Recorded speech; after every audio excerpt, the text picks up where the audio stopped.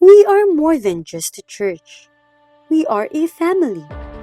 A family who deeply cares for each other. A family who puts Jesus at the center. A family who is united by God's perfect love. Together, we serve one purpose. Together, we do the vision. And together, we strive hard to reach our goal. We believe that life is better when shared, and that is why we do life together. Raining Light Family is composed of many groups full of life, where we experience life full of excitement and significance. We believe that together, we can do more, we can achieve more, and we can be more. We are here to transform this nation. We are unified to make a great impact. We exist to make a great difference, not just where we are, but in many places around the country, and even around the world. Our leaders, Pastor Lito Peren, our spiritual father, with his wife, Pastora Tess Peren, our spiritual mother, they are being used by the Lord to help other churches to be equipped and strengthened in doing Jesus' mission. We are on the same boat. We are working for the same goals. We are doing the same thing. We will continue to reign, and we will continue to shine the light of life. We are the reigning light. As God's children, it has always been our lifestyle to worship the Lord and bring Him glory in everything that we do. We always give our best to God because we know that we cannot outgive Him. He got our back and He will always provide. Part of our worship to the Lord is our giving.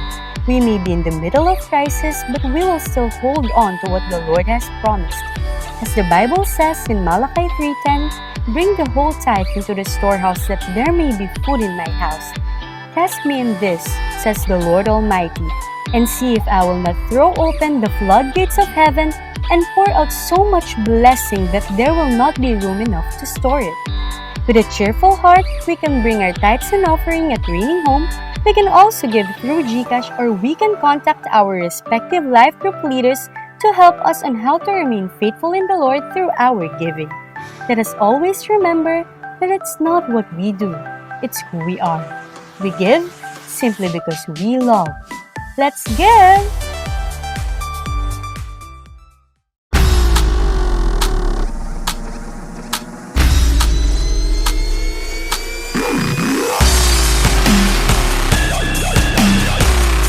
Yung pag-ibig po ng Diyos, makapangyarihan yan para magbago ka.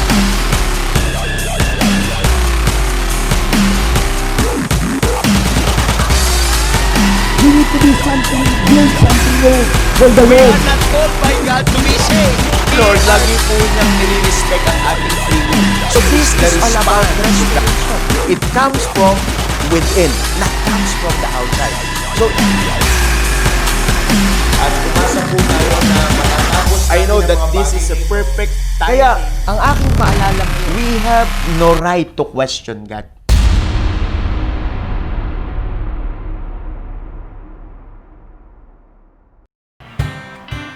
Good evening! Ang bati natin sa bawat isa sa atin ay magandang gabi at maranasan natin ang pagpapala ng Panginoon. Sa pag-uusapan natin ngayon ay makaka-relate tayong lahat kasi lahat tayo ay meron ito at dinadaanan natin ito o yung iba dumaan tayo dito. So ang pag-uusapan po natin is all about the nature of God's love. No, the nature of God's love. Yun po yung pag-uusapan natin. And I want everyone to be engaged dito po sa atin pong ginagawang live. So, pwede po kayong mag-comment sa comment section natin, comment down below. And pwede nyo po ilagay doon present. Pwede nyo pong ilagay doon na kasama kayo. Yan, magparamdam po kayo kasi hindi po tayo basta digital, tayo po ay live. No? Kaya pwede po kayong mag-comment, no? Comment lang. Huwag po kayong mahihiya na maging bahagi po nito. Kung ano po yung inyong na-receive, just share it. Baka po makatulong po ito doon sa ating mga comment section. Ma-receive din po nila and then ma-jot down din po nila ito.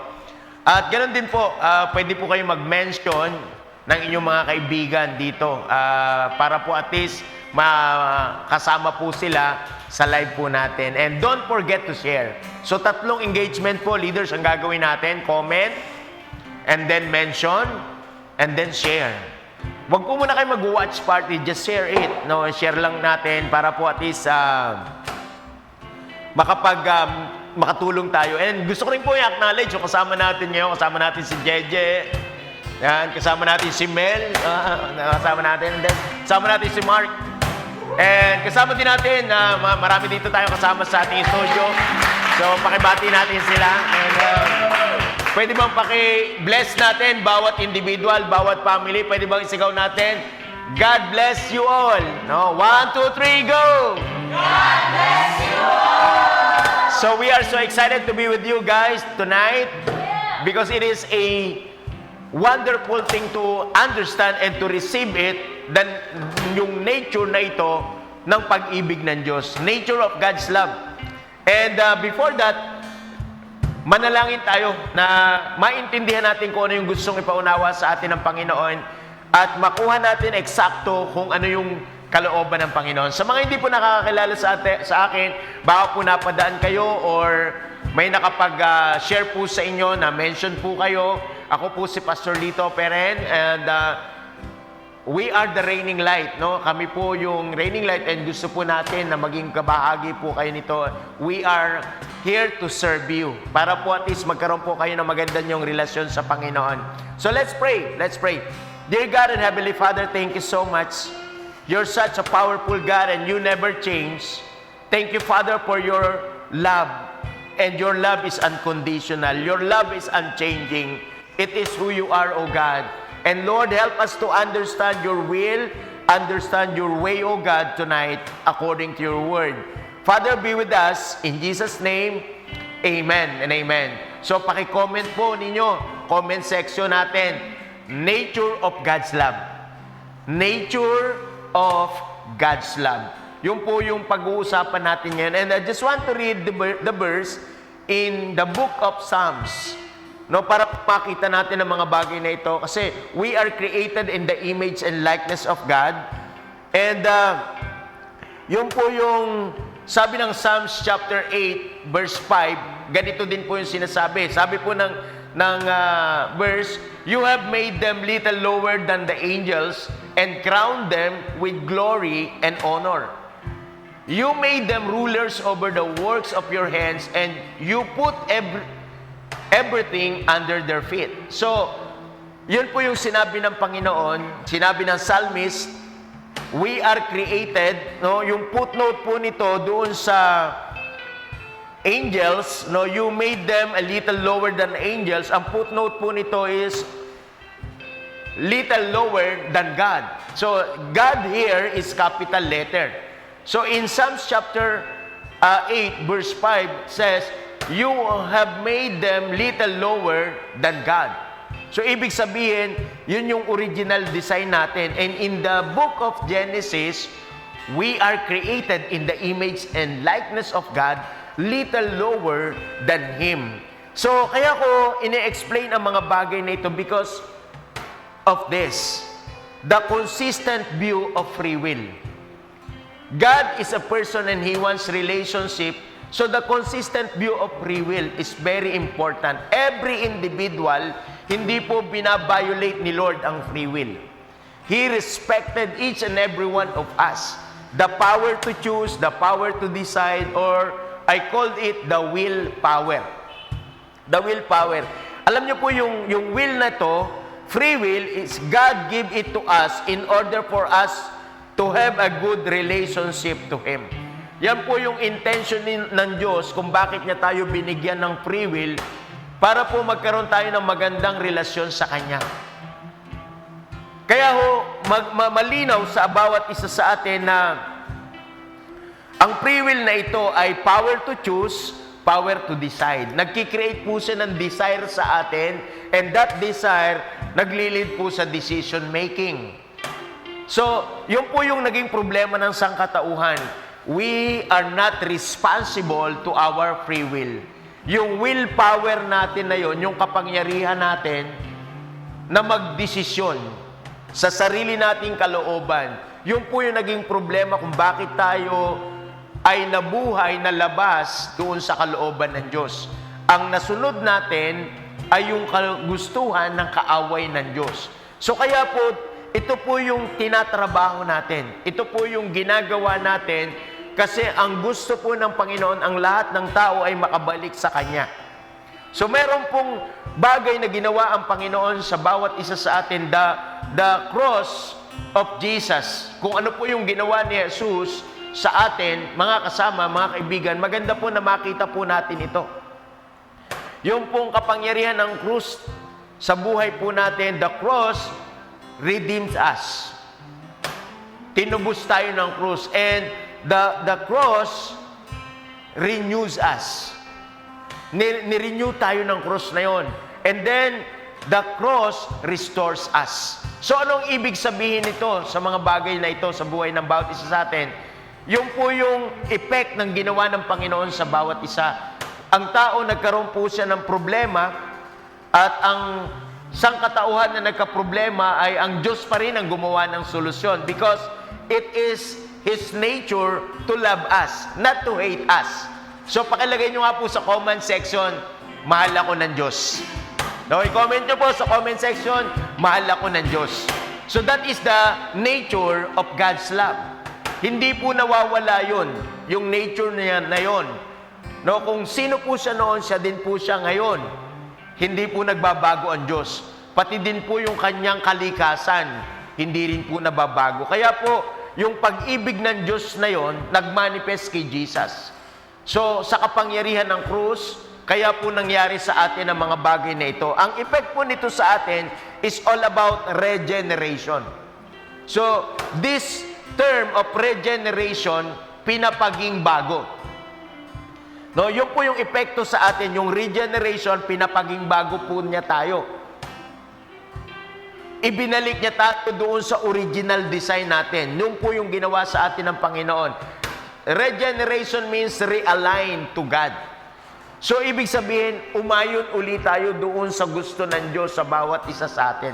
So, that is regeneration power of God. And it is, again, nature of God's love. Si Jesus ang gumawa nito sa akin, kaya uli, naka-align uli ako doon sa gustong mangyaring buhay ko ng Panginoon para sa akin.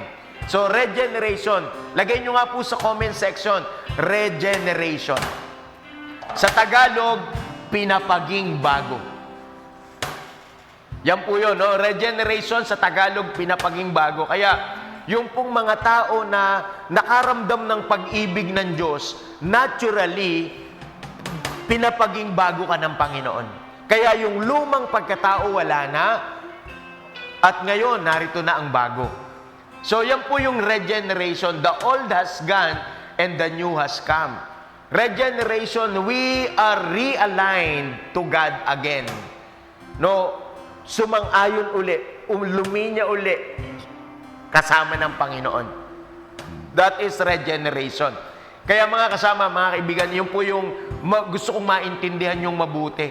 Na dati tayo ay gumawa ng mga bagay na ayaw ng Diyos at atake yun sa kanyang personalidad. Pero ngayon po, dahilan sa pag-ibig ng Diyos, siya mismo ang gumawa para muli ma-realign ulit tayo sa Diyos. At ang tawag po dyan, regeneration. Sa Tagalog, pinapaging bago. Pinapaulit-ulit ko po ito para po magkaroon po ng malinaw pong pagtanggap sa bawat isa sa atin. Kaya, ang lahat ng mga nakaranas ng pag-ibig ng Diyos, binago na. Kasi ang Diyos mismo ang naging dahilan para magbago ka. Kaya, ang kilos ng Diyos sa buhay natin is regeneration. So, pakilagay nyo nga sa comment section, the effect of Jesus and His love for me, regeneration. Pinapaging bago. And then second is sanctification. Hindi ka lang pinapaging bago.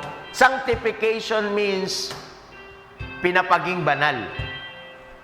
Yan po yung ibig sabihin nito, pinapaging banal. Hindi ka lang binago, pinapaging bago, pinapaging banal ka. Anong ibig sabihin yan?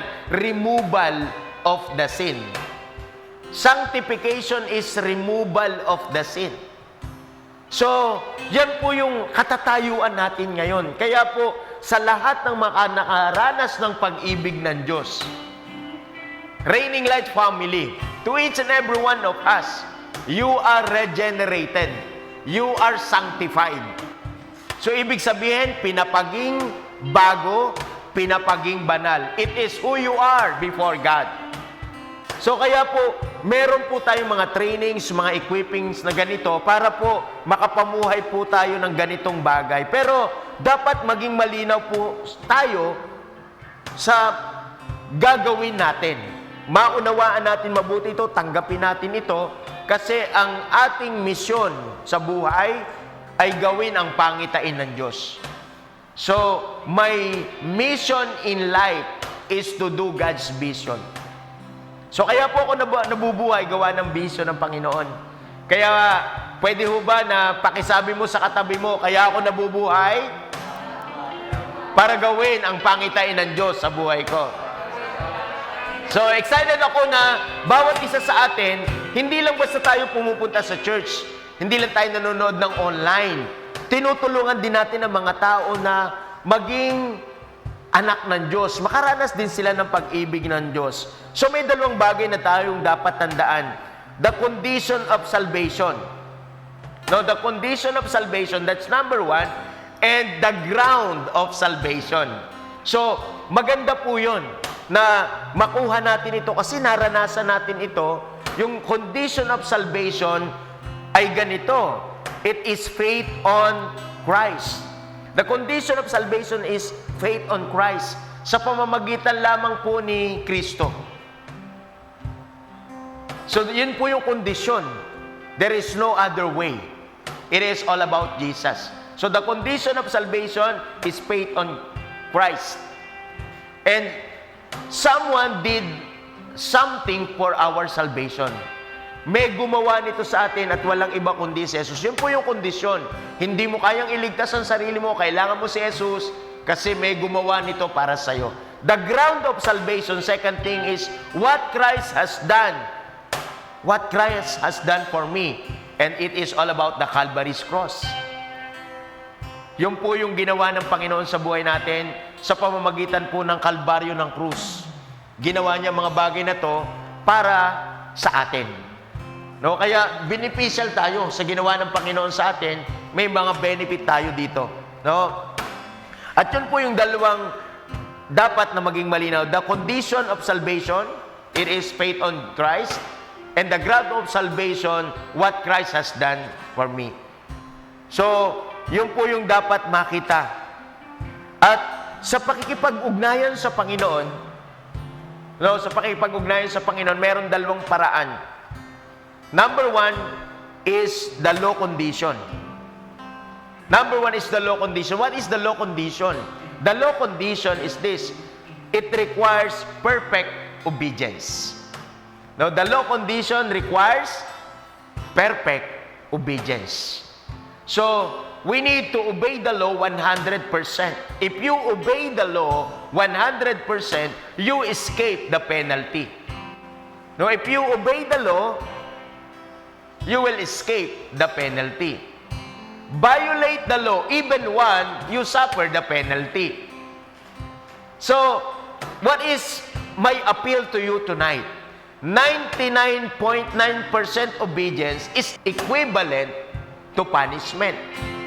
O, mga kasama, 99.9 obedience equivalent to punishment. That is the law condition. Kaya po, hindi po talaga pwedeng maligtas ang tao sa pamamagitan ng pagsunod sa kautusan.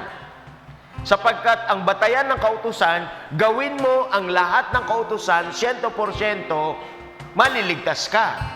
Pero pag minamis ka ang isa, parurusahan ka. Sayang yung 99. So kaya po, ipinauunawa ko ito sa inyo para po at least pagtulong natin sa mga tao. Kasi ang mga tao ngayon, Gusto nila yung kabaitan sa sarili nila, yung mga bagay na nagagawa sa sarili nila. No.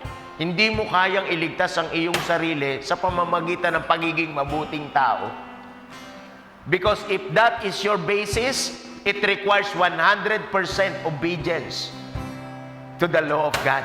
Kaya, ang aking prayer, mga kapatid, mga kaibigan, sa tinanggap mong biyaya ng Panginoon, na yun po yung dapat panghawakan natin.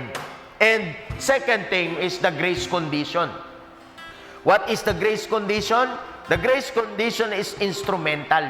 Pag sinabing instrumental, yung bang kailangan merong substance, merong mula sa'yo, no, na ganito. Pag sinabing grace condition, salvation is all about by faith.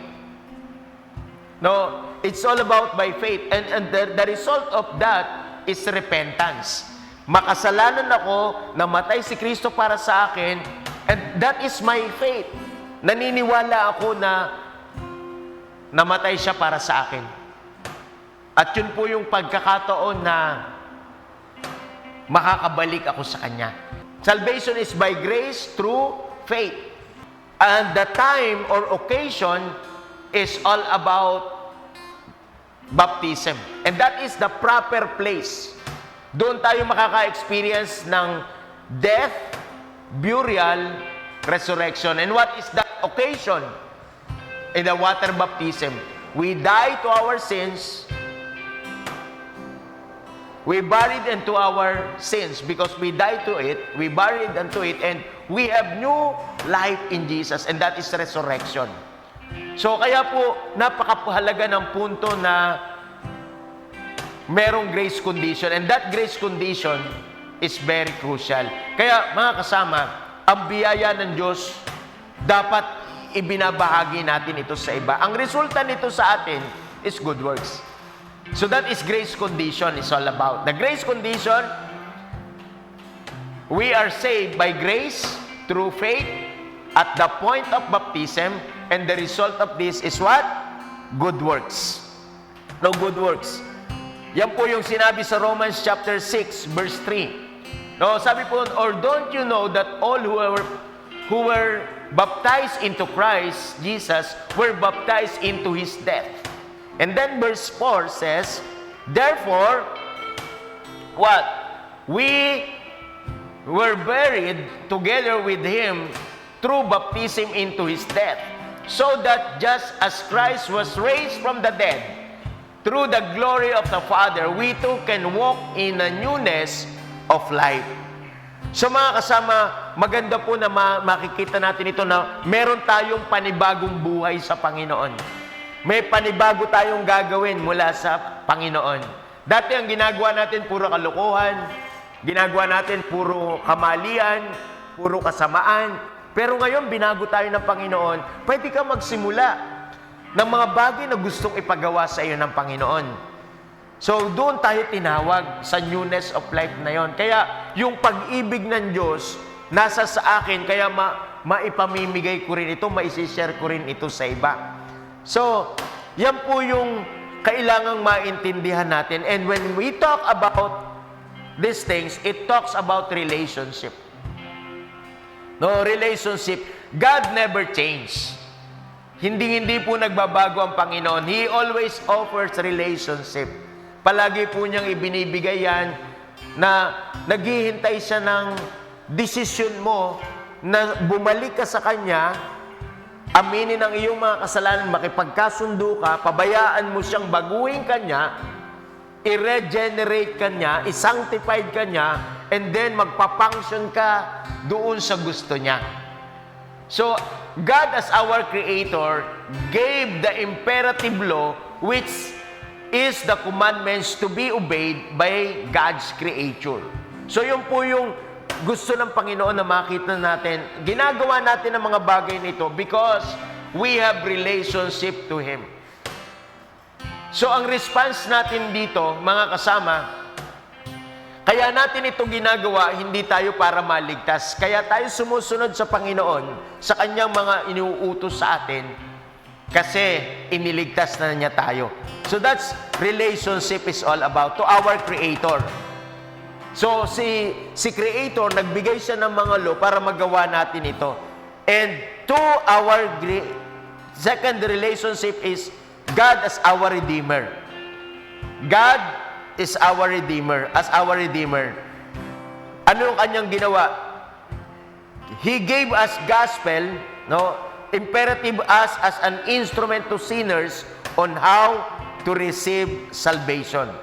So the gospel is the gift of God to each and every one of us to receive salvation. Kaya po, yung mga bagay na ito ay dapat makita sa buhay po ng bawat isa sa atin. Tinawag ka ng Panginoon.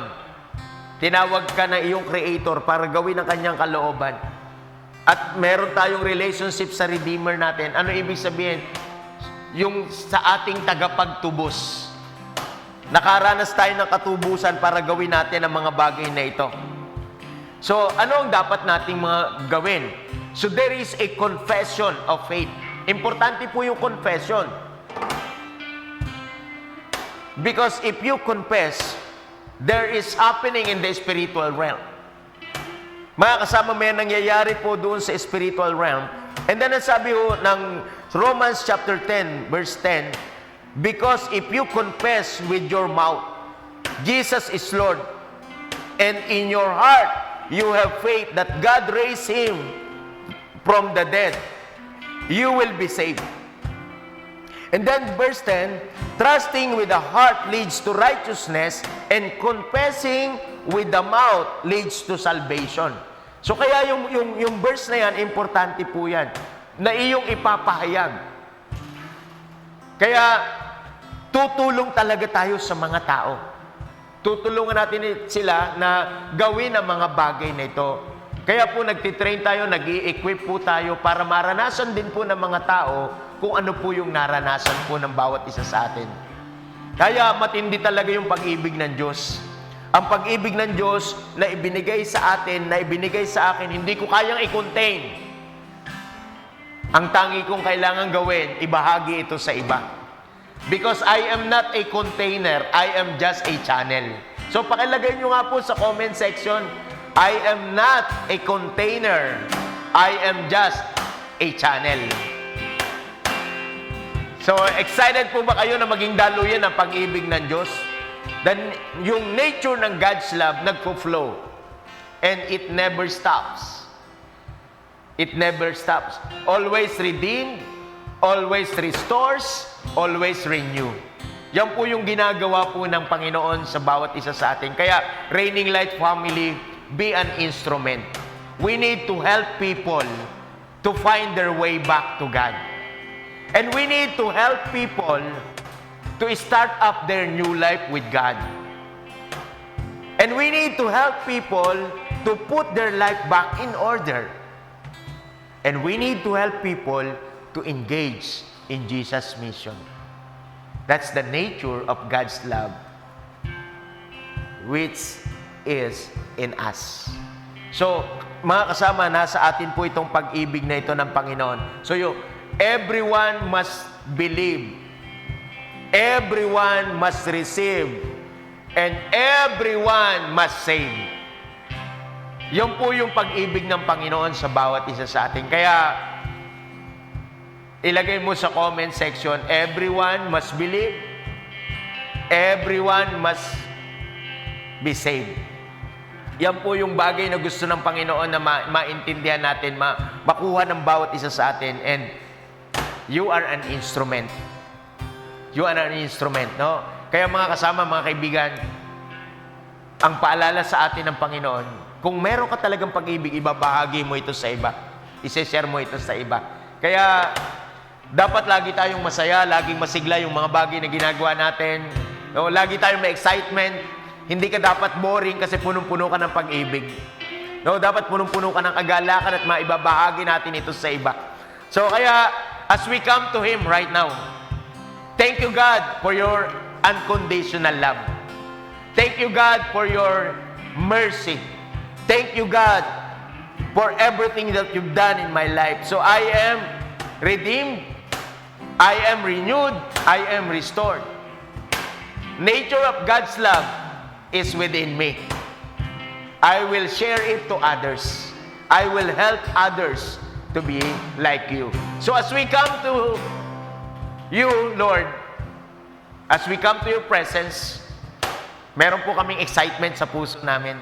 No? At sa mga bagay na gagawin po namin, meron pong kagalakan kami habang nagagawa namin ang iyong kalooban. So, mga kasama, mga kaibigan, just continue to worship the Lord. His love is unfailing. His love is unfailing.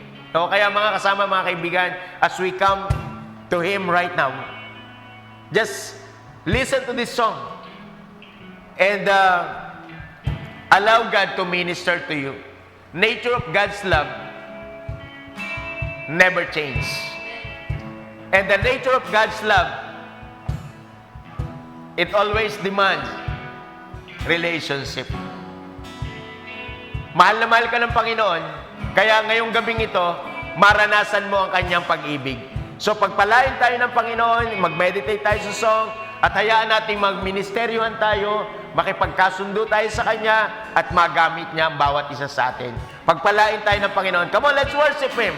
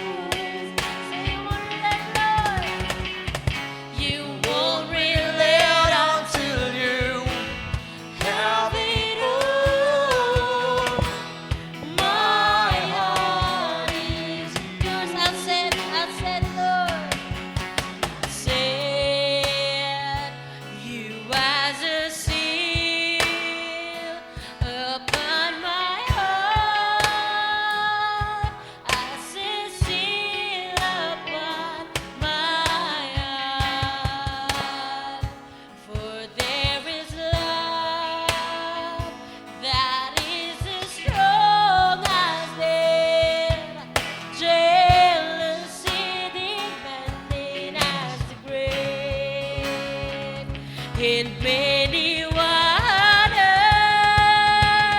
cannot quench this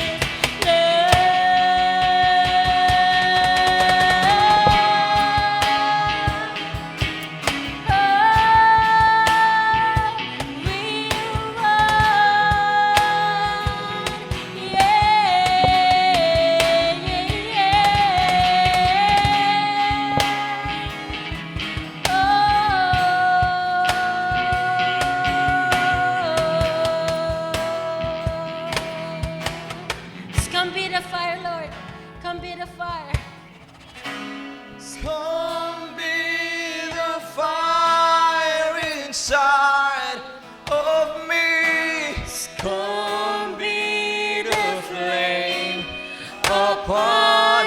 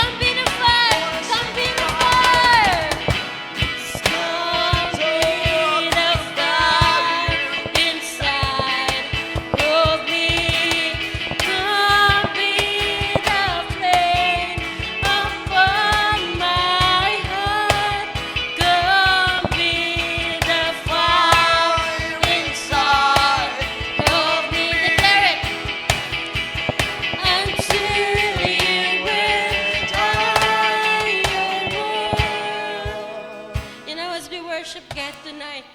This is our heart's desire. Actually, it's not our heart's only desire. But ito yung desire ng Father for us.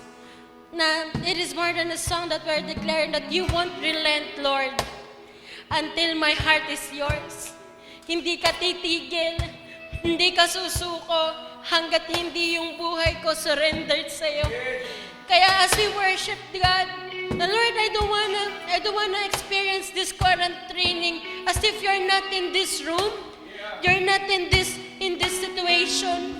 And Lord, as I was experiencing this current training, Lord, I want you to be the fire in my heart. I want you to be the reason of my life. I want you to be the mission and purpose of my life. That's why as we be in the presence of God, is more than a song that we're declaring, Lord, come be the fire inside of me. And Lord, baby, meron na unti-unting namamatay, yung passion, yung love, yung excitement. But God, this moment as we worship you, as we come into your presence, Lord, we want your second touch. We want your fire to be in this room. We want your fire in our hearts, Lord God. And Lord, we will never stop praising your name. We will never stop praising your name. Come be the fire. Come be the fire inside of me. Come be the flame upon my heart. Come be the fire inside of me. Until you and I are one. Come be The fire inside of me. Come be the flame upon my heart. Come be the fire inside. Of me until you and I are one. Jesus, we are one.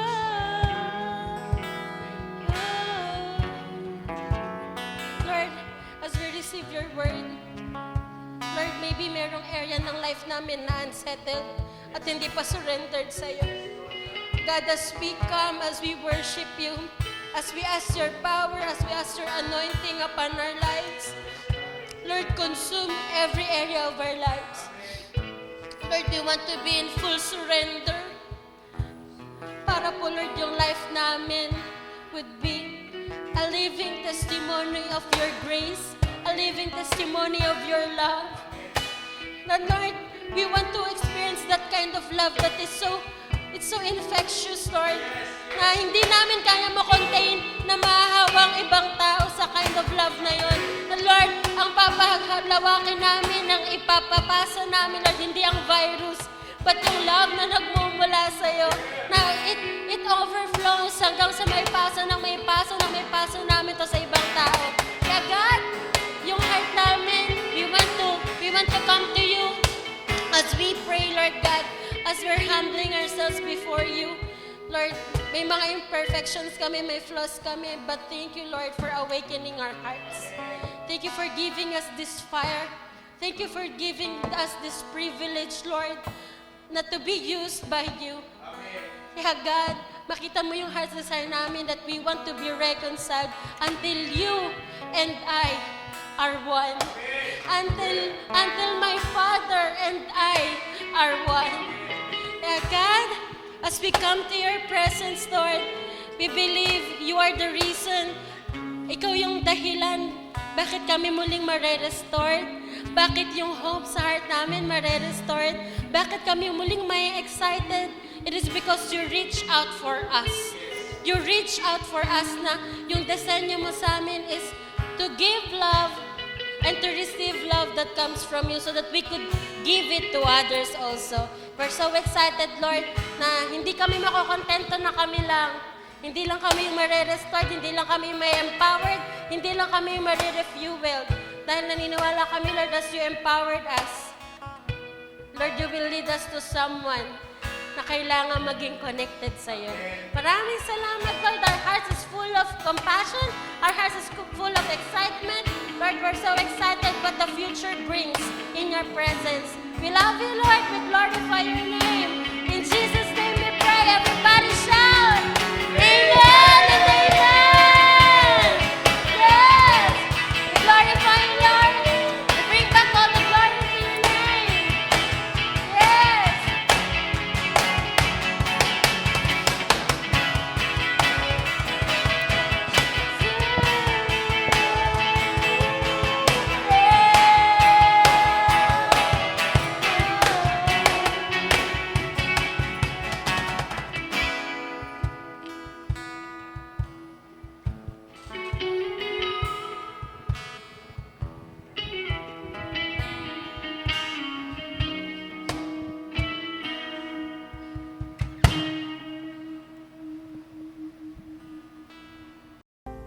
And that's it for our quarantine training tonight.